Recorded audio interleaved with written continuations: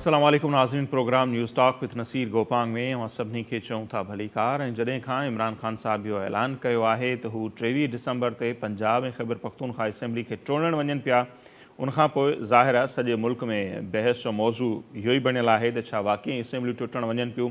हालांकि उन्हनि हतमी तारीख़ ॾेई छॾी आहे, पर ख़ान साहब जी जेका हिकिड़ी तारीख़ पंहिंजी बि आहे यूटर्न वठण जे हवाले सां, सो उनजे करे हींअर ताईं केर बि उनखे संजीदा न पियो वठे, या खणी ईअं चऊं त उन्हनि खे लॻे थो जॾहिं इहो वक़्तु वेझो ईंदो त इमरान ख़ान साहब का कल्टी हणी सघे थो, को यूटर्न वठी सघे थो, या को ॿियो मामिलो थी सघे थो। सो उन ते तजिया ऐं तबसरा हलनि पिया था। ऐं गॾोगॾु जेकॾहिं असीं ॾिसूं था त उहा ई प्रेस कॉन्फ्रेंस चऊं या वीडियो लिंक जे ज़रिए जेको क़ौम खे ख़िताब हो इमरान ख़ान साहब जो, जंहिंमें उन्हनि महमूद ख़ान खे ऐं परवेज़ इलाही साहब खे गॾु विहारे करे इहो ऐलान कयो त 23 डिसंबर ते असेंबलियूं टोड़ींदा। उनखां पोइ परवेज़ इलाही साहब हिकिड़ो इंटरव्यू ॾिनो आहे, उहो बि हिन वक़्तु जेको आहे बहस जो मौज़ू बणियलु आहे, जंहिंमें उन्हनि इमरान ख़ान साहब खे इहा वार्निंग ॾिनी आहे त जेकॾहिं आईंदा उन्हनि अॻूणे आर्मी चीफ जनरल क़मर जावेद बाजवा जे ख़िलाफ़ु कुझु बि ॻाल्हायो त काफ़िली जेका आहे उहा उनजो बयान जो जवाबु ॾींदी। ऐं एतिरे ताईं उन्हनि चई छॾियो आहे त इमरान ख़ान साहब जेके आहिनि उहे उन्हनि जा बाजवा मोहसिन हुआ ऐं उन्हनि मोहसिननि जे ख़िलाफ़ु अहिड़ी ॿोली इस्तेमालु न थियणु खपे हा। ज़्यादती इहा थी जो उन्हनि खे गॾु विहारे करे इहे सभु ॻाल्हियूं कयूं हुयूं, हालांकि पहिरीं उन्हनि खे ख़ातिरी कराई वई हुई त हू अहिड़ो को बि बयानु न ॾींदा। उन्हनि अणसिधी रीति ईअं खणी चऊं त हिकिड़ी धमकी ॾिनी या शटअप कॉल ॾिनी इमरान ख़ान साहब खे त आईंदा ईअं न थियणु खपे, न त हू पहिरें नंबर ते हूंदा जेके उनजो जवाबु ॾींदा, उन्हनि जी पार्टी उन ते बीठल हूंदी। अॼु वरी जेकॾहिं असीं ॾिसूं था त इंटरनेशनल मीडिया सां इमरान ख़ान साहब ॻाल्हि ॿोल कई आहे ऐं उन्हनि न रुॻो जनरल क़मर जावेद बाजवा साहब ते मुख़्तलिफ़ इल्ज़ाम मढ़िया आहिनि, पर उनखे दुश्मन करार ॾिनो आहे। एतिरे ते उन्हनि चई छॾियो त हू करप्ट हुआ ऐं उनजे करे हू करप्शन जा केसिस उन्हनि न खोलणु ॾिना। ऐं इमरान ख़ान साहब जो इहो बि चवणो हो त जेको कब्ज़नि में मुलविस आहे अलीम ख़ान, उन्हनि खे बाजवा साहब जेके आहिनि उहे पंजाब जो वज़ीर आला बणाइणु चाहिनि पिया, ऐं जेके करप्ट माण्हू आहिनि उन्हनि ख़िलाफ़ु कार्रवाई न करणु ॾिनी, जंहिंमां इहो आहे त बाजवा साहब पाण करप्ट हुआ। हाणे इन लेवल जा उन्हनि ते गद्दार, करप्ट, दुश्मन इहे इल्ज़ाम त हणंदा पिया अचनि।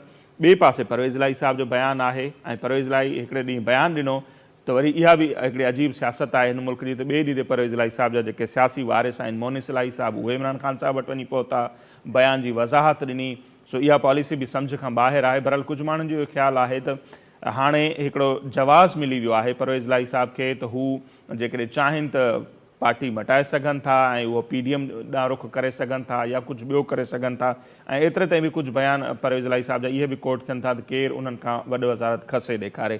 सो बहरहाल काफ़ी इंट्रस्टिंग सूरत हाल थींदी पई वञे। बाक़ी 4 ॾींहं वञी बचिया आहिनि। जुमे ते असेंबलियूं टोड़ण जो ऐलान करे चुको आहे ख़ान साहब। 23 डिसंबर जुमे जो ॾींहुं आहे। सो एसि ताईं छा थींदो।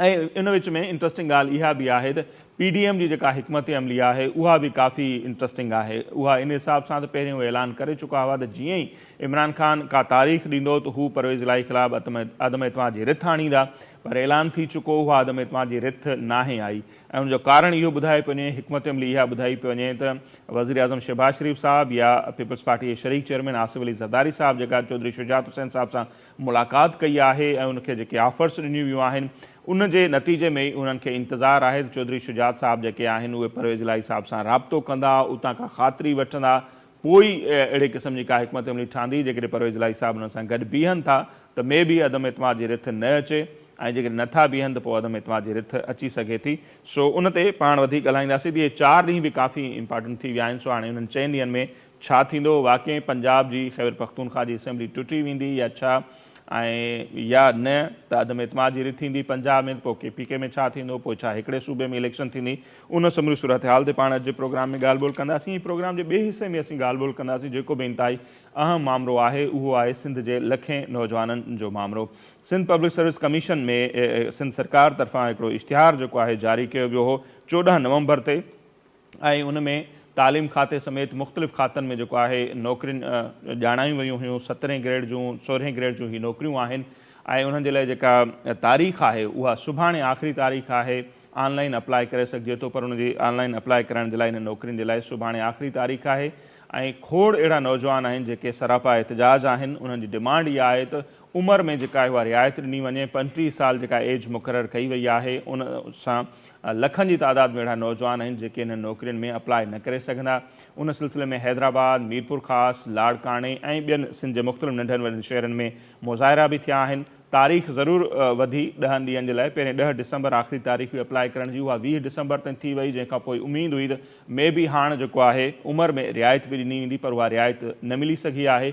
एहतिजाज कंदड़ नौजवाननि जो इहो बि मौक़िफ़ आहे त जीअं त गुज़िरियल 5 सालनि खां मुख़्तलिफ़ मामला रहिया आहिनि, पब्लिक सर्विस कमीशन बंदि रही, उन दौरान कोरोना वारी सूरत हाल बि हुई, उनखां पोइ वरी जेकॾहिं असीं ॾिसूं था त बोर्ड वारी सूरत हाल बि थी, इन करे गुज़िरियल 5 सालनि खां सिंध पब्लिक सर्विस कमीशन जा इम्तिहान न थी सघिया आहिनि। उनजे करे बि खोड़ नौजवाननि जी जेका उमिरि आहे उहा 35 सालनि खां मथे थी वई आहे। सो उन्हनि जो इहो मुतालबो आहे त उमिरि में उन्हनि खे रिआयत ॾिनी वञे त जीअं हू बि इन नौकरियुनि जे लाइ अप्लाई करे सघनि। सो हीउ मामिलो केतिरो इम्पॉर्टेंट आहे, असांजी कोशिशि रहंदी त तालीम वारा जेके वज़ीर आहिनि सैयद सरदार अली शाह साहिबु, उन्हनि सां या सेक्रेटरी तालीम अकबर लगारी साहिब सां असां राब्तो कंदासीं, उन्हनि खे मैसेज कयल आहिनि त हू पंहिंजो मौक़िफ़ ॾियनि, छाकाणि लखे नौजवाननि खे उन्हनि जे मौक़िफ़ जो इंतज़ारु आहे त उन्हनि जी पॉलिसी छा हूंदी, छाकाणि त सुभाणे जेका आहे उहा आख़िरी तारीख़ आहे। पाण उन ते बि जेको आहे सो ॻाल्हि ॿोल कंदासीं अॼु जे प्रोग्राम में। जी नाज़रीन, मुल्क जी जेका हीअ सियासी सूरत हाल आहे उन ते पाण वधीक ॻाल्हि ॿोल कंदासीं। सीनियर सहाफ़ी ऐं तजिया निगार हमसफ़र गारही साहिबु उहे हिन वक़्तु असां टेलीफोन लाइन ते मौजूदु आहिनि।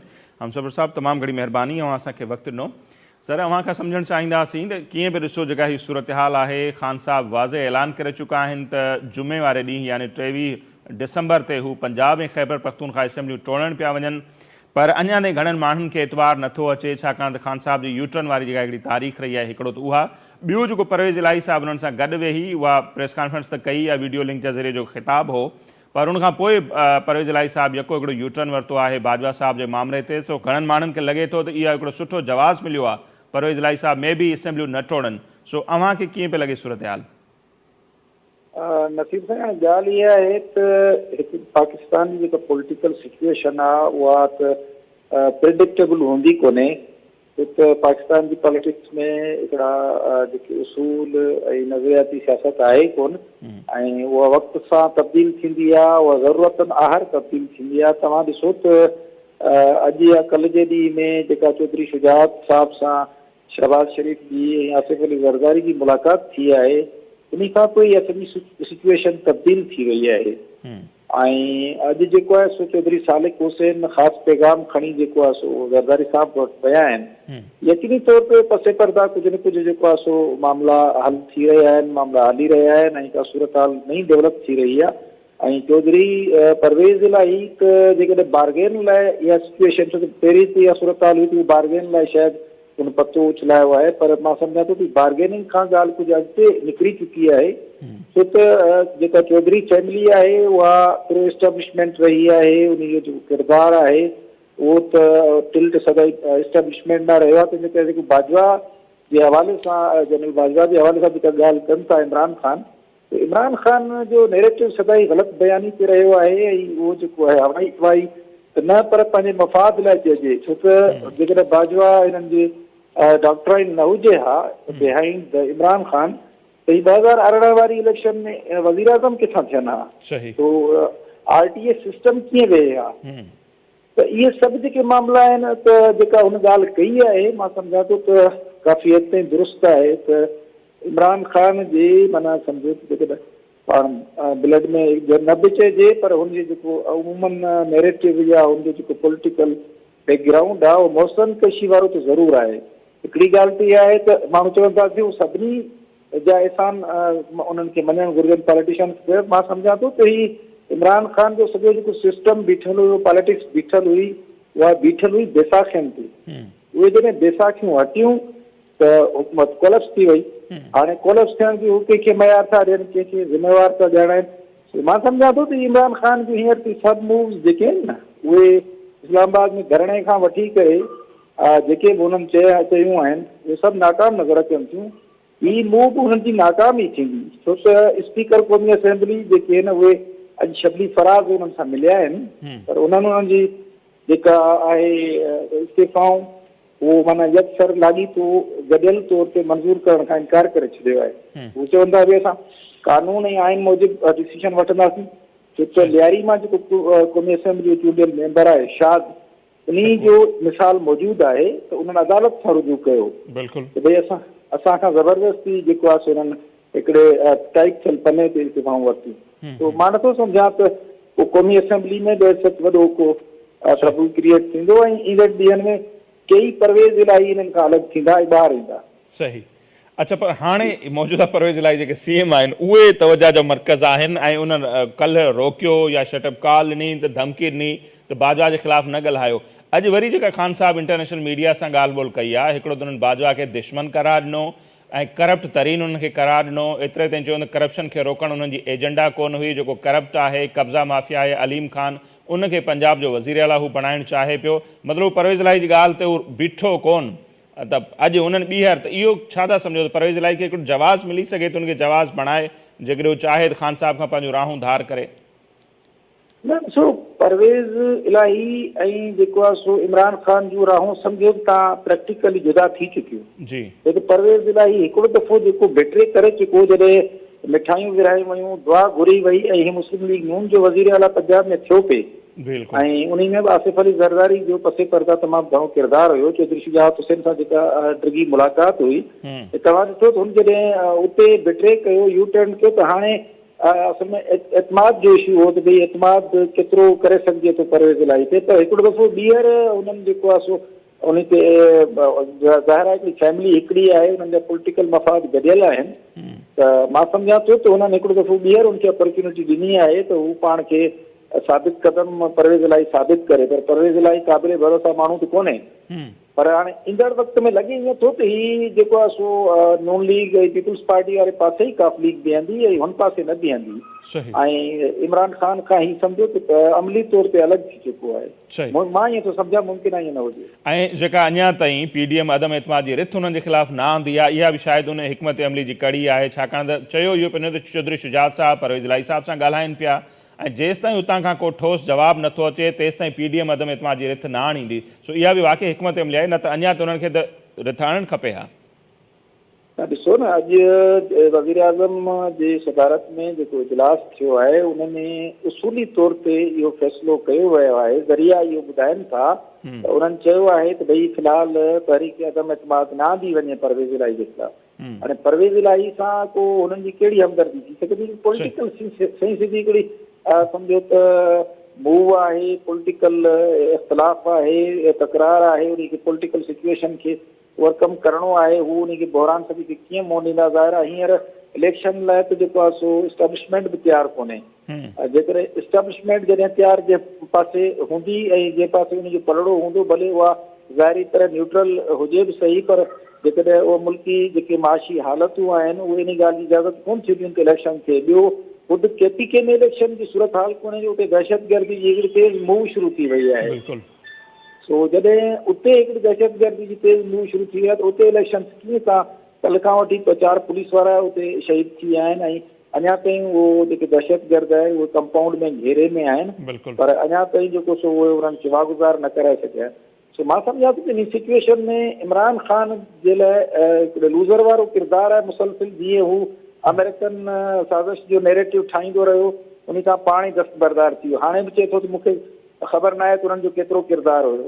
ऐं कल्ह ताईं हू जनरल बाजवा जूं जेको तारीफ़ूं कंदो हुयो, तमामु ज़बरदस्त माण्हू आहे, डेमोक्रेटिक माण्हू आहे। जॾहिं कोई हिन सां गॾु बीहे त उहो डेमोक्रेटिक आहे, जेकॾहिं हिन सां न बीहे त उहो अनडेमोक्रेटिक थी थो वञे, उहो डिक्टेटर थी थो वञे। सो बहरहाल सिविलियन खे पंहिंजे पावर ते, अवाम जे पावर ते बीहणु घुरिजे ऐं इहो बेसाखियुनि ते बीहणु जेको आहे सियासतदान जी नाकामी आहे। सही।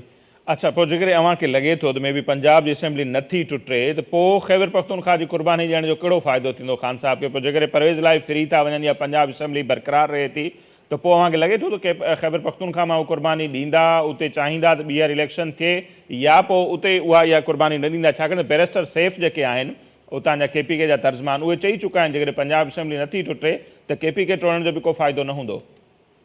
यकीनी तौर ते इहो सूरत हाल ईअं ई हलंदी रहंदी ऐं जेको आहे सो KPK असेंबली टोड़ण जो ई जेको आहे सो न खणंदा, फ़िलहाल रिस्क न खणंदा। छो त पंजाब खां जेसिताईं हिननि खे क्लियर नथो थिए, छो त हिननि हाणे ज़ाहिरी तरह त गेम ईअं आहे त भई हिननि परवेज़ इलाही खां लिखाए वरितो आहे, सभु कुझु करे छॾियो आहे, एडवाइस वठी छॾी आहे, पर हिकिड़ो माण्हू जीअरो जाॻंदो मौजूदु आहे, उहो पाण चए थो त भई मां जेको सो असेंबली नथो टोड़णु चाहियां वज़ीर आला, त उहो लिखियल पने ते केरु एतबार कंदो त भई उन खे ज़ोर ज़बरदस्ती प्रेशर विझी लिखाए वियो, सही कराए वई, छा कराए वियो? सो मां सम्झां थो त ख़ान साहब जेको आहे सो ही मथे नेशनल असेंबली में बि, हिते पंजाब असेंबली में बि, KP असेंबली में बि जेको आहे सो इहा ई सूरत हाल जुड़ंदी ऐं खोड़ माण्हू पंहिंजे हथ सां लिखियल दरख़्वास्तूं मोकिले छॾींदा लाॻापियल फोरम खे त भई असां इस्तीफ़ा नथा ॾियणु चाहियूं। जॾहिं उहे हथ जूं लिखियल दरख़्वास्तूं लाॻापियल फॉर्म ऐं स्पीकर वटि पहुचंदियूं त उन खे जवाबु बणाए जेको आहे सो असेंबलियूं न टोड़ींदा ऐं जेको आहे सो सिस्टम ईअं ई जारी रहंदो ऐं इलेक्शन्स पंहिंजे टाइम ते थींदियूं ऐं नवाज़ शरीफ़ जनवरी जे लास्ट में मुंहिंजे ख़्याल लास्ट वीक में अचनि था पिया ऐं उन खां पोइ डिसीशन थींदो त इलेक्शन कॾहिं थींदी। सही। अच्छा हमसफ़र साहब, इहो बि त ॻाल्हियूं हलनि पियूं न, जेकॾहिं परवेज़ इलाही साहिबु असेंबली टोड़ण जी क़ुर्बानी ॾियनि त काफ लीग खे पंजाब में 18 खां 25 ताईं जेके आहिनि उहे सीटूं आम चूंडुनि में PTI ॾेई सघे थी या सीट एडजस्टमेंट हुन सां थी सघे थी। जेकॾहिं हू इहा नथा वठनि के PTI खां त पोइ छा अव्हांखे लॻे थो त नवाज़ लीग इन ॻाल्हि ते राज़ी थींदी त ईंदड़ इलेक्शन में अहिड़ी का डील कजे परवेज़ इलाही सां जो उन्हनि खे 20, 25 या 15 सीटुनि ते एडजस्टमेंट कजे या उते उन्हनि जा उम्मीदवार न बीहनि? इहा क़ुर्बानी मूंखे लॻे थो नवाज़ लीग खे क़बूल हूंदी। हिकिड़ो त परवेज़ इलाही खे CM क़बूल कनि, ॿियो वरी नेक्स्ट इलेक्शन में उन्हनि खे एतिरियूं सीटूं बि ॾियनि पंजाब में। ॾिसो, इहे जेके परवेज़ इलाही जी डिमांड आहे इहा बियॉन्ड द रियलिटी आहे ऐं इहा डिमांड न त PTI वारा क़बूल कंदा न नून लीग क़बूल कंदी। नून लीग कंपेरेटिवली परवेज़ इलाही जे चौधरी शुजात खे जेको आहे वधीक वेझी थी वई आहे ऐं चौधरी शुजात पंहिंजे पुटु सालिक हुसैन चौधरी जो फ्यूचर जेको आहे उन सां गॾु ॾिसनि था। फैमिली तौर ते हू परवेज़ इलाही खे गॾु खणी हलंदा। मां सम्झां थो त ईंदड़ ॾींहंनि में या मुस्तक़बिल क़रीब में जेको आहे सो उहो बहितर जेका अंडरस्टैंडिंग हूंदी उहा चौधरी शुजात जे औलाद जी हूंदी नून लीग जे पासे ऐं उहे उन पासे वञणु था चाहिनि। हाणे परवेज़ इलाही इन विच में छो त लास्ट जेको बिट्रे कयो उन जे करे हू लूज़र आहे, तंहिंजे करे हू उनजी मजबूरी आहे। जेकॾहिं हू नथो बीहे त हुनखे वज़ारत आला खां हाणे बि वञिणो पवंदो, आईंदा बि हुनखे PTI जेको आहे सो क़ाबिल भरोसा न सम्झंदे वज़ारत आला बि कोन ॾींदी।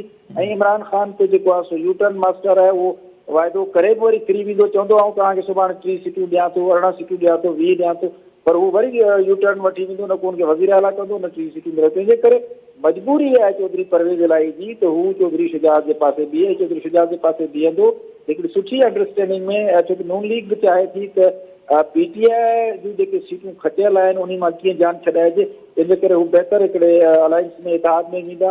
यकीनी तौर ते पीपुल्स पार्टी बि चाहे थी त हू इन पावर गेम में पंजाब में पंहिंजी जेको सो ॿीहर पावर हासिल करे, ताक़त हासिल करे ऐं उन जो फ़ाइदो PPP खे बि कढे पवंदो जॾहिं काफ लीग जेको आहे PTI खां हटी ॿिए पासे बीहंदी। ठीकु। अच्छा सर, इन ते ई वरी जेकॾहिं अचूं था, ज़िक्र पियो हलियो चौधरीनि जो घणो, त चौधरी ख़ानदान जी सियासत खे अव्हां कीअं था ॾिसो? हाणे ॾिसूं था चौधरी शुजात साहिबु जेके आहिनि उहे PDM सां गॾु बीठा आहिनि, चौधरी सालिक समेत। मोनिस इलाही साहिबु ॾिसूं था त परवेज़ इलाही जे इन बयान खां पोइ बि कल्ह वञी इमरान ख़ान साहिब सां मिलियो, मतिलबु हू इमरान ख़ान सां गॾु बीठो आहे। परवेज़ इलाही साहिबु पाण ॾिसूं था त उहो एस्टेब्लिशमेंट सां गॾु बीठो आहे, चए थो त बाबा न बाजवा साहिब सां जेको बि हुन बाजवा जे लाइ ॻाल्हायो उहो न ॻाल्हाइणु खपे। हा, ऐं उन्हनि इंटरव्यू में मञियो त ताज़ो पिंडी मां थी आयो आहे, एस्टेब्लिशमेंट चाहे थी असेंबलियूं मुदत पूरी कनि। परवेज़ इलाही एस्टेब्लिशमेंट सां गॾु, मोनिस इलाही इमरान ख़ान सां गॾु, चौधरी शुजात PDM सां गॾु। सो इन हिकिड़े ख़ानदान जी जेका इहा सियासत आहे उनखे कीअं था ॾिसो? ॾिसो, मां अॼु सवेल बि ॻाल्हि कई त चौधरी बिरादरान या चौधरी फैमिली जी सियासत जेको आहे इस्टेब्लिशमेंट जी मरहून मिन्नत आहे। जंहिं पासे इस्टेब्लिशमेंट बीहंदी, इस्टेब्लिशमेंट चाहींदी, ही उन पासे बीहंदा। पंहिंजे परवेज़ इलाही साहिब जे पुट जी मोनिस इलाही जी का एतिरी पॉलिटिकल का न वर्थ आहे न अहमियत आहे।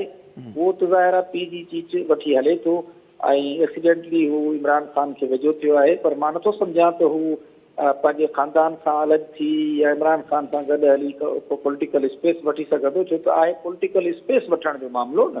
त उन में ई चौधरी बिरादरान जेकॾहिं इस्टेब्लिशमेंट खां धार थींदा, धार बीहंदा त हिननि खे शायदि पॉलिटिकली एतिरो फ़ाइदो न थिए। जेकॾहिं परवेज़ इलाही इमरान ख़ान जी कैब में वञे थो, इन जी माना इहा थींदी त हू एंटी इस्टेब्लिशमेंट हलियो वेंदो, छो त एंटी इस्टेब्लिशमेंट इमरान ख़ान जो नैरेटिव हाणे बिल्ड थी चुको हुयो ऐं पंहिंजी हुकूमत वञण खां पोइ हाणे अञा जीअं जहिड़ी रीति हू साबिक़ जनरल्स जे ख़िलाफ़ु ॻाल्हाए थो त इहो मां सम्झां हिकिड़ी रिसेंटमेंट पैदा थींदी ऐं इमरान ख़ान पंहिंजी जेका अॻिते सियासी ग्राउंड आहे उहो लूज़ पियो करे। ऐं पाकिस्तान जी सियासत में हिकिड़ियूं हक़ीक़तूं आहिनि जेके असांखे तस्लीम करणु घुरिजनि त हिते सियासत एतिरी आज़ादु कोन्हे, एॾी डेमोक्रेटिक कोन्हे। ज़ाहिर आहे उनखे कंहिं न कंहिं जो को न को सहारो या थोरी घणी टेक त खपे थी।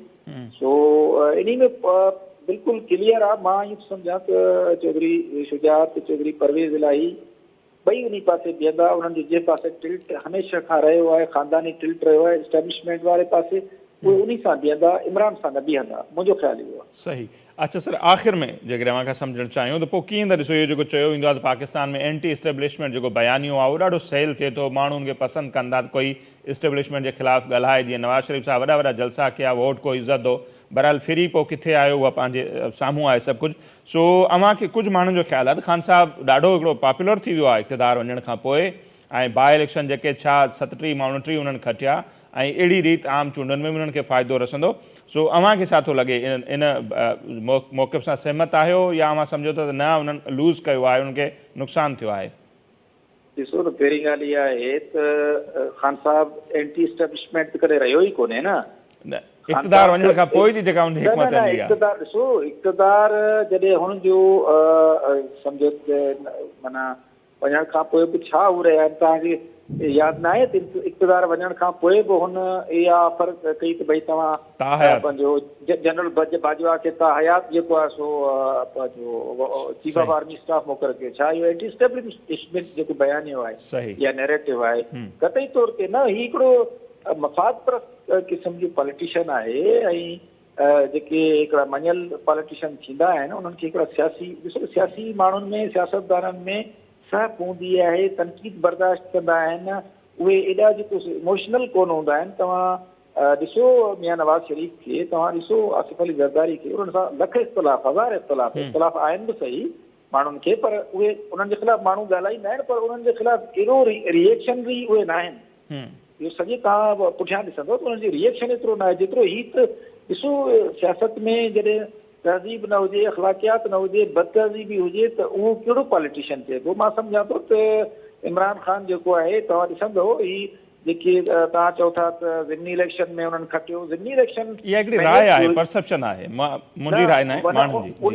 उनखे ॾिसो, हुन मोनिस इलाही जे बयान बिल्कुलु धोई छॾियो त भई असांखे चयो वियो हो न, बाजवा साहब चयो त हिन पासे वञो, त इमरान ख़ान जे पासे वञो, ऐं हाणे इहा ॻाल्हि बिल्कुलु क्लियर थी वई आहे त उहे बि मैनेज जो हुयूं, उहो हिननि खे मैनेज करे ॾिनियूं वयूं त जीअं हीउ हरू भरू जेको आहे सो घणी वाह न कनि, ऐं जेको सो घणो तकरार पैदा न थिए। छो त अॻियां हिकिड़ी आम मुक़ररी हुई, उहा उन्हनि खे उकलाइणी हुई, तेसीं ताईं हिन खे माठो रखण लाइ, मामले खे सुलझाइण लाइ उन्हनि चाहियो पिए त भई कुझु न कुझु ॾेई छॾियो त जीअं मामिलो सुलझियल रहे, मामिलो घणो ख़राबु न थिए। सो उन जो काफ़ी मामला आहिनि इंटरनल, तव्हां सम्झी सघो था। सो बहरहाल मां सम्झां थो त को एंटी इस्टेब्लिशमेंट हिन जो नैरेटिव कोन्हे। हिनसां हिकिड़ो नौजवान आहिनि जेके यंग एज जा 18 खां 22 25 साल ऐं 28 साल जी उमिरि जा, इहा एज ॾाढी दीवानी हूंदी आहे जंहिंमें पॉलिटिकल मैच्योरिटी कोन हूंदी आहे। मां सम्झां थो को पॉलिटिकल मैच्योर माण्हू जेको हूंदो उहो इमरान ख़ान जे नैरेटिव खे क़तई तौर ते सपोर्ट न कंदो, ऐं जेकॾहिं कंदो त उहो पोइ के माण्हू कनि बि था, उन्हनि जी मर्ज़ी आहे, हर कंहिंजी पंहिंजी राय थी सघे थी, पर उहो इस्टेब्लिशमेंट जेको सम्झो त हाणे एंटी कीअं थियो, जेको माण्हू बीठो ई उन ते 2018 जी इलेक्शन में खटी बि उन ते आयो, उन खे जेकॾहिं कढियो वियो त उहो अचानक इनकलाबी थी वियो। मां सम्झां थो इहो बिल्कुलु ग़लति सोच आहे, उहो एंटी इस्टेब्लिशमेंट माण्हू कोन थो सम्झां। ठीकु आहे, तमामु घणी महिरबानी अव्हांजी हमसफ़र गारी साहब, अव्हां असांखे वक़्तु ॾिनो। सो नाज़रीन, गारी साहब जो मौक़िफ़ अव्हांजो साम्हूं आहे। सीनियर सहाफ़ी आहिनि, तजनिगार आहिनि, ऐं हू सम्झनि था त परवेज़ इलाही साहब जेके आहिनि उहे फिड़की मारींदा, PK जी लैंग्वेज में जेकॾहिं चऊं, या उहे वापसि हलिया ईंदा। जेको पहिरियां PDM खे ख़ातिरी कराए बनी ॻाल्हि पहुतो हो, सो हाणे हू इमरान ख़ान सां गॾु वेही अहिड़ो ऐलान जो हिसो थियण खां पोइ कभी इम्कान आहे त हू जेको आहे ॿीहर PDM ॾांहुं हलियो अचे। ऐं जेकॾहिं PDM ॾांहुं अचे थो त हिन वक़्त ताईं वॾो सुवालु इहो आहे त गारंटी जो, ऐं उन जे लाइ चयो थो चौधरी शुजात साहब खे इहो टास्क ॾिनो आहे त अव्हां चौधरी परवेज़ इलाही साहब जी गारंटी खणो, उनजी ज़िम्मेवारी अव्हां ते हूंदी, जेके ॻाल्हियूं तइ थींदियूं, ज़ाहिर आहे फुल फ्लेज त उनखे पंजाब न ॾिनो वेंदो, भले CM हुजनि, पर के ॻाल्हियूं तइ थींदियूं त हू कीअं हलंदा। सो उनजी गारंटी जेकॾहिं चौधरी शुजात साहब खणनि था त मे बि इन ॻाल्हि जो इम्कान आहे त ख़ान साहब खे छॾे करे अची PDM खे जॉइन करे, ऐं पोइ उन ख़िलाफ़ु अदम एतमाद जी रिथ बि न अचे, ऐं हू बाक़ी आम चूंडुनि ताईं उनखे कंटिन्यू करे, जेको हिकिड़ो परवेज़ इलाही साहब जो संदो ख़्वाब बि आहे। जीअं मूंखे पहिरें ॿुधाए चुका आहियूं त तक़रीबन 726 अरब रुपयनि जा तरक़ियाती जेके फंड आहिनि उहे बि हू रिलीज़ करे चुका आहिनि, ऐं उन मां उन्हनि खे काफ़ी उमेदु आहे त जन इलाइक़नि में इहे पैसा लॻनि पिया, ख़ासि तौर ते गुजरात डिवीज़न जेका आहे, जेको उन्हनि जो फोकस आहे, उन में जेकॾहिं थियनि था त ईंदड़ इलेक्शन में उनजो उन्हनि खे फ़ाइदो पहुची सघे थो। बहरहाल इहे 3-4 ॾींहं काफ़ी इंपॉर्टेंट आहिनि। जुमे ते ॾिसणो आहे, जेकॾहिं परवेज़ इलाही साहब पार्टी मटाए था वञनि, ख़ान साहब सां गॾु नथा बीहनि, त पोइ उन ॻाल्हि जो कभी इम्कान आहे पोइ ख़ैबर पख्तूनख्वा असेंबली टोड़ण जी क़ुर्बानी बि ख़ान साहब कोन ॾींदा, छाकाणि उतां खां उन्हनि खे कुझु वणिणो न आहे। जेको प्रेशर जेकॾहिं डेवलप थियणो हो उहो पंजाब में थियणो आहे, जेकॾहिं उहो नथो थिए त ख़ान साहब नथो लॻे त को ख़ैबर पख्तूनख्वा जी असेंबली टोड़ींदा। बहरहाल उन ते ॻाल्हायोसीं असां। हींअर वक़्तु थिए पियो ब्रेक जो, ऐं ब्रेक खां पोइ जॾहिं असीं वापसि ईंदासीं त जीअं पाण पहिरें ॻाल्हायोसीं त ॻाल्हि ॿोल कंदासीं सिंध जा जेके लखे नौजवान आहिनि उन्हनि जे मुस्तक़बिल जे हवाले सां हिकिड़ो इंतिहाई अहम मामिलो आहे। नौकरियूं जेके आहिनि 5 सालनि खां पोइ Sindh public service commission active थी आहे, माण्हुनि खे इंतज़ारु आहे, पर हाणे जेका उमिरि जी रिआयत नथी ॾिनी वञे उनजे करे काफ़ी नौजवान परेशान आहिनि। सुभाणे आख़िरी तारीख़ आहे, ॾिसणो इहो आहे त उन सां कहिड़ो डिसीशन अचे थो सुभाणे, उन ते पाण ॻाल्हि ॿोल कंदासीं, पर मुख़्तसिर ब्रेक खां पोइ।